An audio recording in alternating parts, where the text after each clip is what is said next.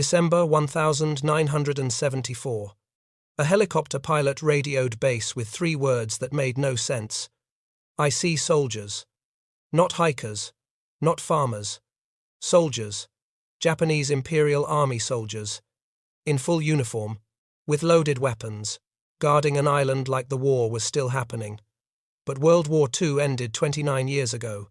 Japan surrendered in 1945. Every soldier came home. Every battlefield went silent. Every flag was lowered. Except on this forgotten island, where 2 men were still fighting, still killing, still waiting for orders that would never come. And here's the twist that makes this impossible. They knew the war was over. They had proof, newspapers, leaflets, even their own families begging them to come home. But they kept fighting anyway. Because sometimes the most dangerous prison isn't made of bars. It's made of orders you can't let go of. Lieutenant Hiroo Onoda wasn't stupid. He wasn't brainwashed. He was something far more dangerous.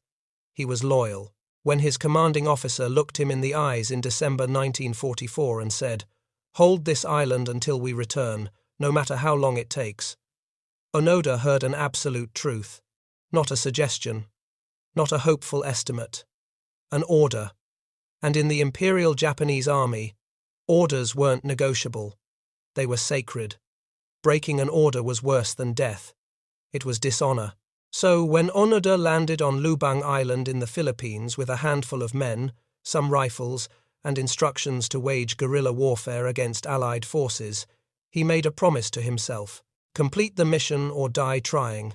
No exceptions. No surrender. No matter what. August 1945. Atomic bombs incinerated Hiroshima and Nagasaki.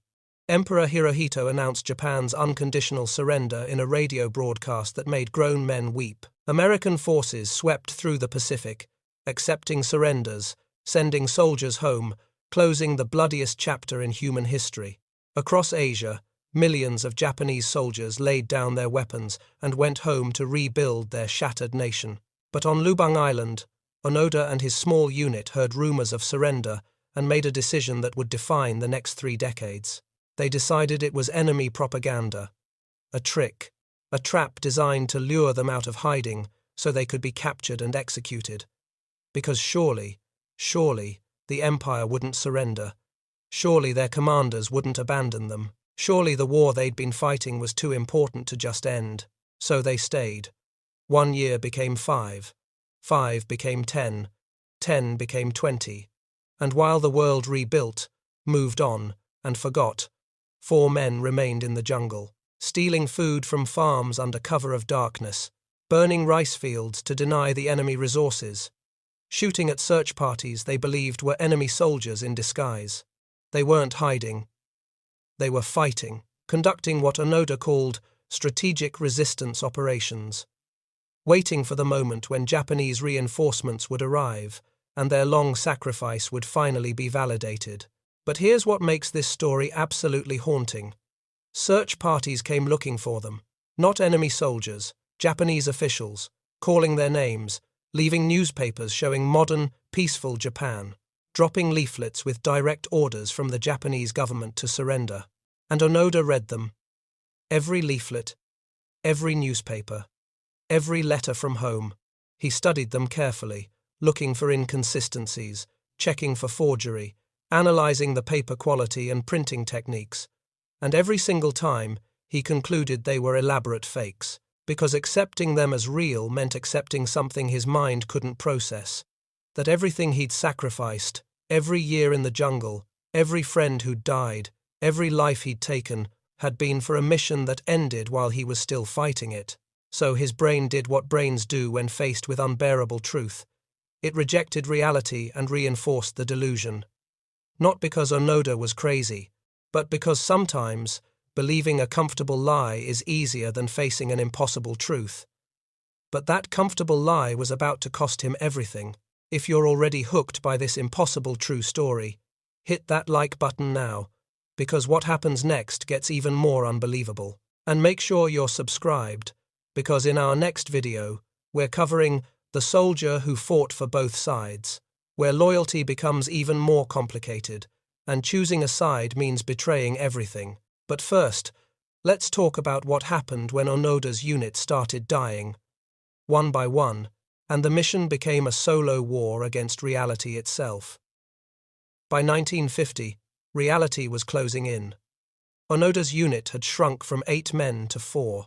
The others had surrendered, been killed in firefights, or died from tropical diseases that turned their bodies into rotting shells. The 4 who remained, Onoda, Shimada, Kozuka, and Akatsu, weren't soldiers anymore.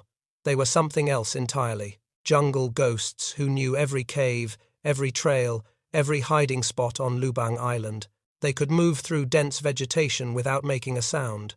They could survive on bananas, coconuts, and stolen rice. They could maintain their rifles using banana leaves as cleaning cloths and bamboo tubes to keep ammunition dry. They had become perfect survivors. But survival isn't the same as living. Their daily routine was a mixture of military discipline and raw paranoia.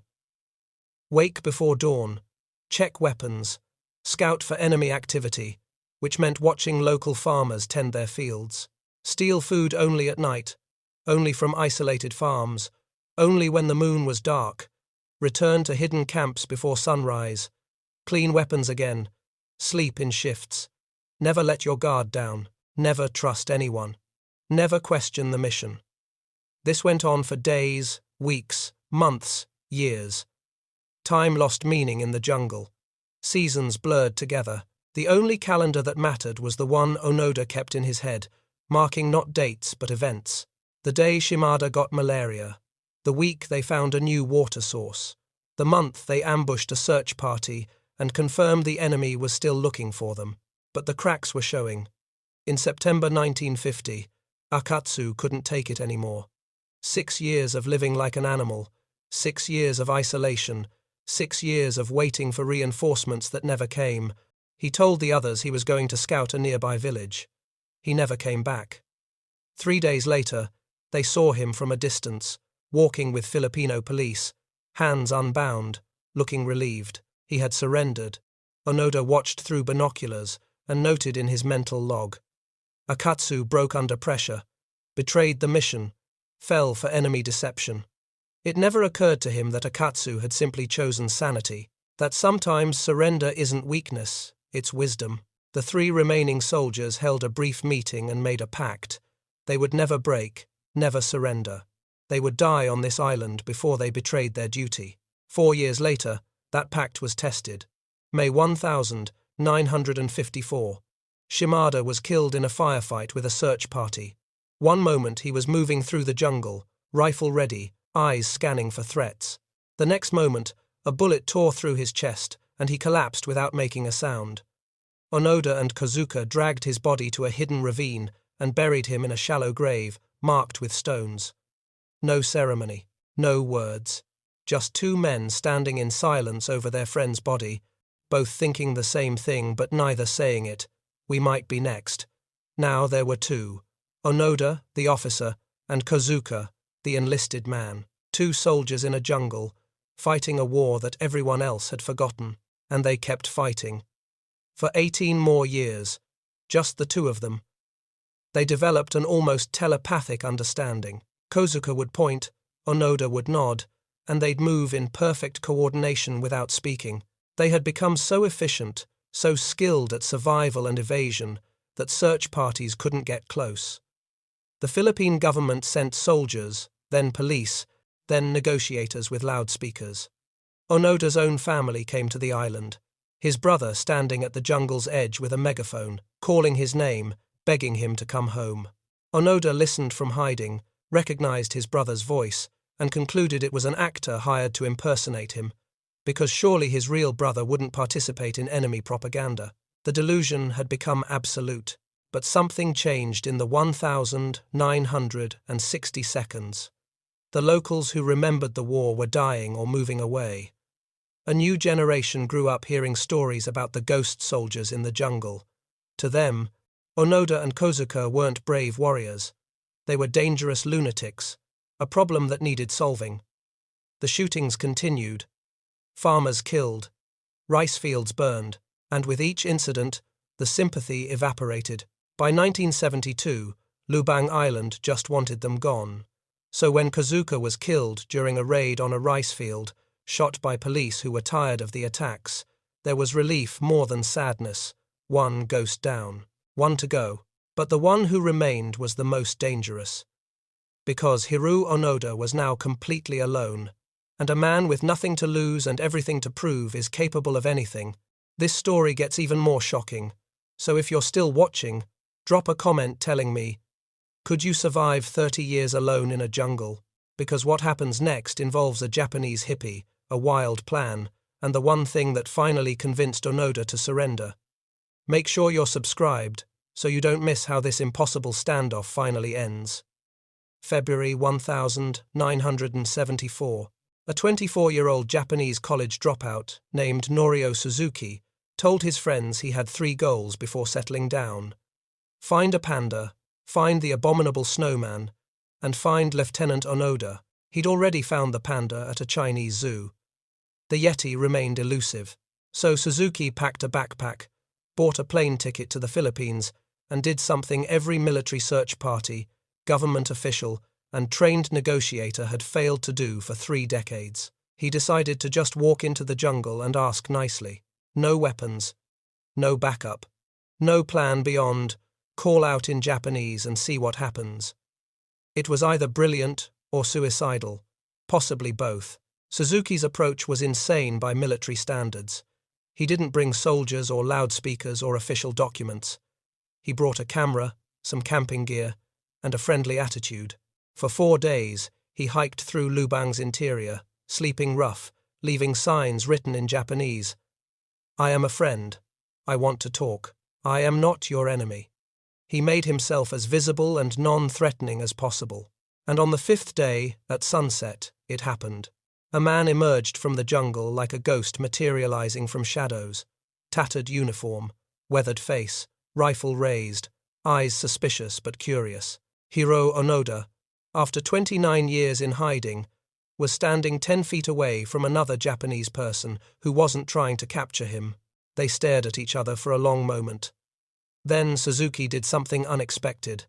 He smiled, bowed respectfully, and said in Japanese, Lieutenant Onoda, I've been looking for you. Can we talk? Onoda kept his rifle aimed but nodded slowly. They sat on opposite sides of a small clearing and talked for hours. Suzuki showed him photographs of modern Japan, Tokyo's skyscrapers, bullet trains, the 1964 Olympics, a completely transformed nation that looked nothing like the war-torn empire Onoda remembered. Onoda examined each photo with the intensity of a detective looking for forgery. He asked detailed questions about buildings, technology, dates. Suzuki answered everything with enthusiasm and genuine detail. No script, no propaganda, just a young man sharing stories about his country. And slowly, carefully, impossibly, Onoda began to believe. Not fully, not completely, but enough to admit the possibility that maybe, just maybe, the war really was over. But his conditioning was too deep, his orders too absolute, to surrender based on photographs and stories. He had one absolute condition. The only way he would leave the jungle was if his original commanding officer came to Lubang Island and officially relieved him of duty. Until then, his 1944 orders stood. Never surrender. Wait for reinforcement. Complete the mission. Suzuki nodded, said he understood completely, and asked if he could take a photograph to prove Onoda was alive. Onoda agreed. The flash went off, and that single photograph would change everything. Suzuki returned to Japan with proof that shocked the world. The photograph showed a lean, weathered man in a tattered uniform, standing at attention in the jungle with his rifle, looking directly at the camera with eyes that had seen too much. Media outlets exploded, the government mobilized, and somewhere in rural Japan, a quiet 61-year-old bookseller named Major Taniguchi read the newspaper and realized his 30-year-old orders were still being followed. He had told a young soldier to hold Lubang Island until reinforcements arrived. That soldier had taken him literally. And now, 3 decades later, Taniguchi had to go finish what he'd started. On the 9th of March 1974, Major Taniguchi flew to the Philippines, travelled to Lubang Island, and walked into the jungle wearing civilian clothes and carrying nothing but a piece of paper, the official order to end Onoda's mission. When they met at the designated clearing, Onoda emerged in full uniform, rifle clean and ready, standing at perfect attention as if he'd never left active duty. He saluted sharply. Taniguchi returned the salute, tears streaming down his face. Then he spoke the words Onoda had been waiting 30 years to hear. "Lieutenant Onoda, I am officially relieving you of all duties. The war is over. Japan has surrendered. You are hereby ordered to lay down your arms and return home. Your mission is complete." Onoda stood motionless for what felt like an eternity. Then, slowly, he unslung his rifle, placed it carefully on the ground, and saluted one final time. The last battle of World War II had finally ended, but the hardest battle was just beginning. If this story is blowing your mind, smash that like button and share this video, because the next chapter reveals what happened when Onoda returned to a Japan he didn't recognize. Could a man who spent 30 years in the past ever adapt to the present? Subscribe to find out how this story ends, and stick around because the lessons from Onoda's war apply to battles we're all fighting right now. The 12th of March, 1974. Hiroo Onoda stepped off a plane at Tokyo International Airport and entered a world he didn't recognize. He was 52 years old but looked 70. Gaunt, weathered, eyes that had learned to see threats in every shadow. The airport was chaos. Photographers screaming for attention, journalists shoving microphones in his face, crowds of Japanese citizens, some cheering him as a hero of loyalty and dedication, others looking at him like a ghost who should have stayed buried. Onoda stood on the tarmac in his ragged uniform, holding his rifle, blinking in harsh artificial lights, completely overwhelmed. He had survived 30 years in a jungle, but surviving modern Japan would prove impossible. The government treated him carefully, like a bomb that might explode if handled wrong. He was given a full pardon for the 30 Filipino civilians and soldiers killed during his 3-decade war. The Philippine government accepted the pardon, understanding that Onoda believed he was still fighting a legitimate military operation. But not everyone agreed. Families of the dead didn't see a hero. They saw a murderer who had destroyed lives based on orders that expired 3 decades ago. The moral complexity created fierce debates across Japan. Was Onoda brave or brainwashed, dedicated or delusional, a symbol of ultimate loyalty or a warning about blind obedience? The nation couldn't decide. And neither could Onoda. He tried to adapt. He gave speeches about duty and sacrifice, wrote a memoir that became an instant bestseller, accepted awards and attended ceremonies where politicians praised his unbreakable spirit. But inside, he was drowning. Modern Tokyo was sensory overload. The crowds moved too fast. The technology made no sense. The noise never stopped. He had spent 30 years in an environment where silence meant survival and stillness meant safety. Now everyone wanted him to smile, wave, give interviews, and become the symbol they needed him to be. He couldn't do it. The Japan he had fought for didn't exist anymore. The emperor he had served with religious devotion had renounced his divinity and become a regular man. The military culture he had dedicated his life to had been dismantled and replaced with pacifism. Everything he believed in had been erased. The breaking point came quietly.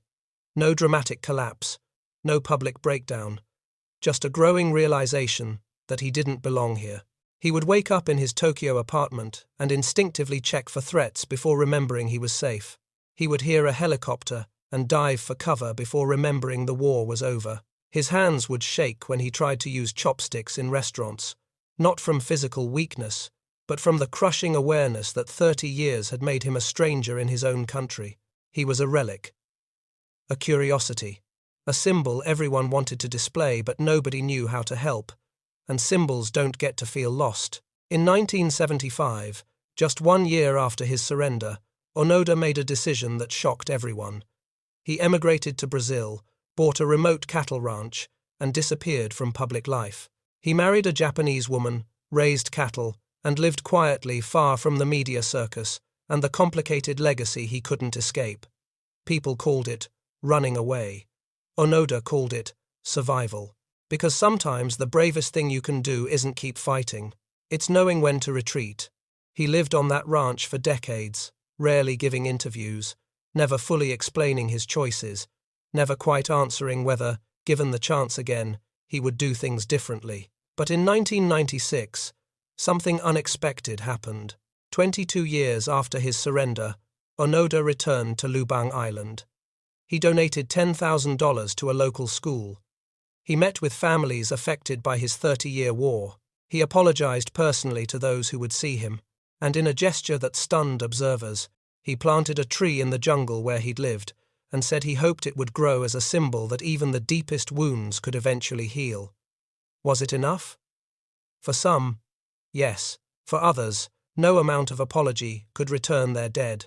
But Onoda did something most people never do. He acknowledged the harm, took responsibility, and tried to make amends.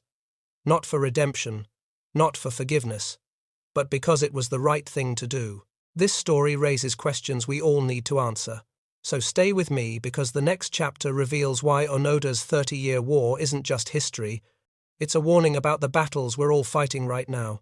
If you're finding value in this story, hit that subscribe button and turn on notifications, because these are the stories that make you think differently about loyalty, duty, and when to let go. Hiroo Onoda lived until 2014, dying at age 91 on his cattle ranch in Brazil. In his final decades, journalists would occasionally find him and ask the same question everyone wanted answered. Do you regret it? And Onoda's response never changed. I don't think I wasted my time. I had a mission, and I completed it. I may have completed it later than expected, but I completed it with honor. What I regret is that the mission itself became irrelevant. That distinction is crucial. He didn't regret his actions. He regretted that his actions no longer had meaning. It's the difference between questioning your execution and questioning your entire premise. And most people never question their premise. Psychologists studied Onoda as an extreme case of cognitive dissonance, the mental stress of holding contradictory beliefs. Think about his situation. He had overwhelming evidence the war was over. Newspapers, leaflets, his brother's pleas, surrendered comrades, photographs of modern Japan. But accepting that evidence meant accepting that his entire adult life had been spent fighting an imaginary enemy, that the friends who died had died for nothing, that the people he killed were innocent civilians, not enemy combatants. That 30 years of sacrifice was based on orders that expired the moment they were given. The psychological weight of that truth was unbearable, so his mind did what minds do when faced with unbearable truth. It rejected reality and reinforced belief. And here's the part that should terrify you. Onoda wasn't stupid. He wasn't brainwashed in the traditional sense. He was highly intelligent, observant, and capable of complex reasoning. But he was also deeply conditioned by a culture that valued death over dishonor and loyalty over life. That conditioning created a psychological trap.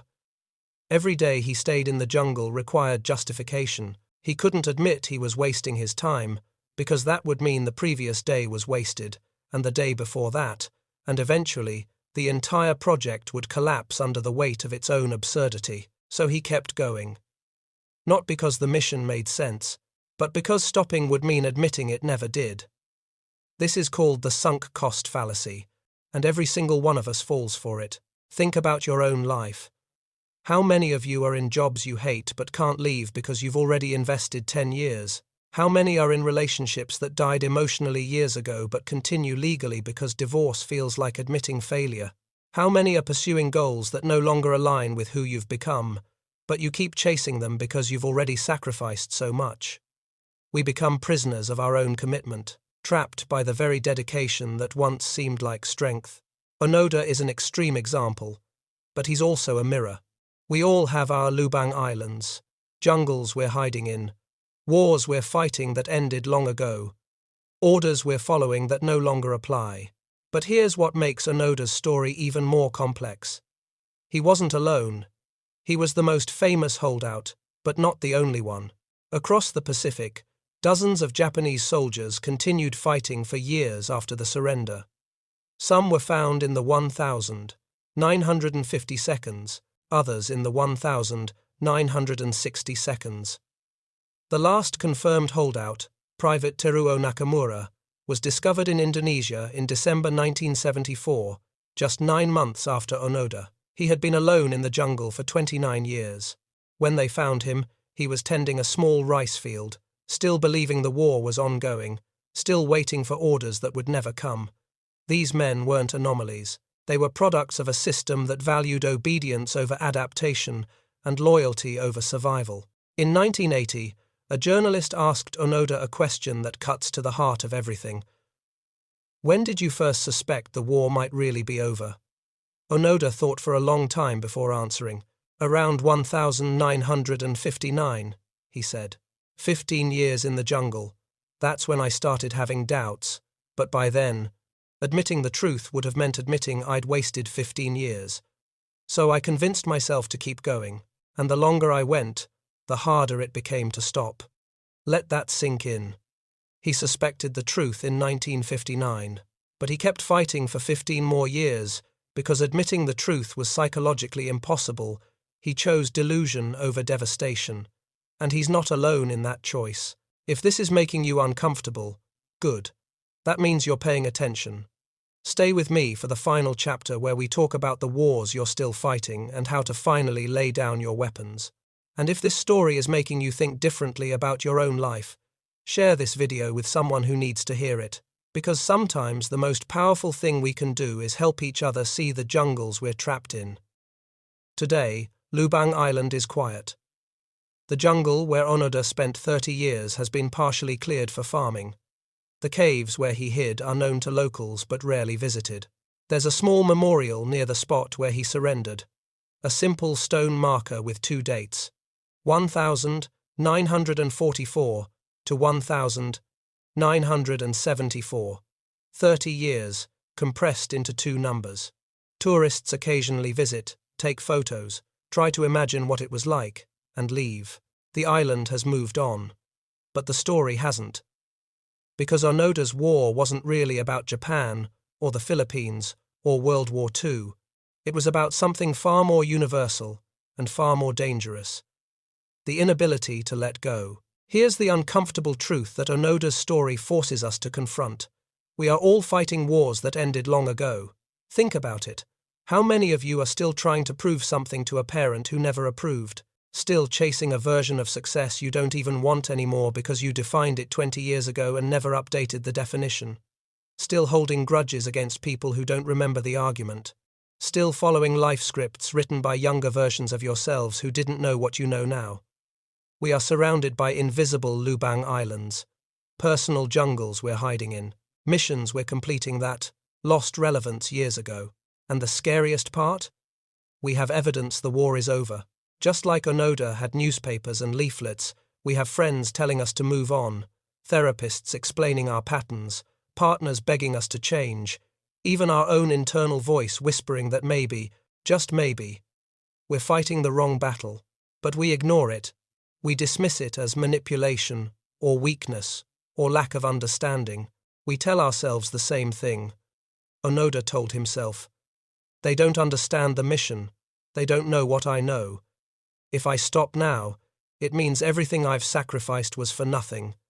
So we keep fighting, not because we're winning, but because surrender feels like admitting we were wrong all along. But here's what Onoda's story teaches us. Surrender isn't defeat. Sometimes, surrender is the most courageous thing you can do. Onoda needed his commanding officer to release him from duty. Most of us don't have that luxury. We have to be our own commanding officer. We have to give ourselves permission to lay down the weapons we've been carrying, to walk out of the jungles we've been hiding in, and to accept that the world has changed and so have we. And that is terrifying, because it means admitting that maybe we've been wrong. Maybe the mission that made sense 10 years ago doesn't make sense anymore. Maybe the orders we've been following were based on incomplete information, or outdated assumptions, or someone else's definition of success. So let me ask you directly. What's your Lubang Island? What war are you still fighting that everyone else has moved on from? What orders are you following that no longer apply? What weapon are you holding that you're afraid to lay down? Is it a career path you chose at 18 that doesn't fit who you are at 40? Is it a relationship dynamic you established years ago that's now toxic but familiar? Is it a grudge you've been nurturing so long it's become part of your identity? Is it a version of yourself you're trying to be that you never actually wanted to become? Because here's the truth. Onoda learned too late. The longer you wait to surrender, the higher the cost becomes. But there's hope in this story. Onoda did eventually surrender. He did eventually accept that the war was over. And while he lost 30 years, he gained something too. He learned that identity isn't fixed, that missions can change, that loyalty to outdated orders is just stubbornness with better PR. He spent his final decades not as a soldier, but as a rancher. Not fighting, but building. Not hiding, but living openly. He planted that tree on Lubang Island as a symbol of growth and healing. And that tree is still there, growing in the jungle where he once hid. A living reminder that even the most damaged soil can produce new life if you're willing to plant something different. The most dangerous thing about Onoda's story isn't that he spent 30 years fighting a war that ended in 1945. It's that he's not as unusual as we'd like to think. The wars we carry are invisible, but they're just as real. They consume just as much time. They cause just as much damage. The only difference is, nobody's dropping leaflets telling us to stop. Nobody's sending search parties to bring us home. We have to do that ourselves. We have to become our own commanding officer and give ourselves the order Onoda needed to hear. The war is over. You can lay down your weapon. You can come home now. Imagine what your life could look like if you finally surrendered the wars you're not meant to fight. Imagine the energy you'd have if you stopped defending positions that no longer matter. Imagine the relationships that could heal if you laid down the grudges you've been carrying. Imagine the new missions you could accept if you completed the outdated ones. That's not weakness. That's wisdom. That's not giving up. That's growing up. That's not betraying who you were. That's becoming who you're supposed to be. But here's the next question, and it's the one that will determine whether this story changes you or just entertains you. How do you actually let go? How do you identify which battles are worth fighting and which ones are just Lubang Islands in disguise? How do you distinguish between persistence and stubbornness, between loyalty and delusion, between dedication and denial? Because not every mission is outdated, not every order is wrong. Some wars are worth fighting.